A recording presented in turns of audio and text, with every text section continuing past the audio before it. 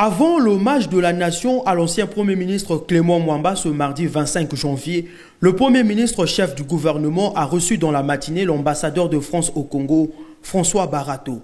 À lui, Anatole Koliné-Makosso a exprimé sa reconnaissance à l'encontre de la France qui, comme de nombreux autres partenaires, a joué un rôle clé dans les négociations avec le Fonds monétaire international et ont abouti depuis le 21 janvier dernier à l'accord de 36 mois au titre de la facilité élargie de crédit pour un montant d'environ 455 millions de dollars américains que le Congo vient d'obtenir du FMI. C'est un processus d'effort partagé que nous avons célébré ce matin pour nous en réjouir et convenir également que ça n'est que le début du processus de réforme, que c'était une étape absolument impérative, obligée.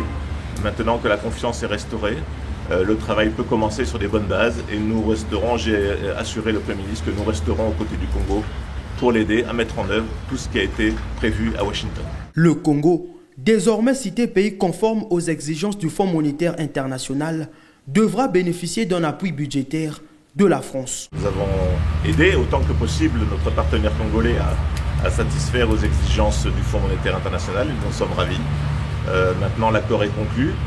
La France avait promis un appui budgétaire, cet appui va venir. Une mission va venir à Brazzaville dans quelques semaines pour finaliser cet appui budgétaire, comme c'était convenu. Donc avec d'autres partenaires, nous allons soutenir le Congo pour mettre en œuvre efficacement ce plan de réforme. L'accord conclu avec le gendarme de la finance mondiale vise notamment à accroître la transparence dans l'utilisation des ressources publiques et à soutenir les réformes structurelles de grande envergure, ce qui permettra de placer notre pays sur la voie d'une croissance plus élevée, plus résiliente et surtout plus inclusive.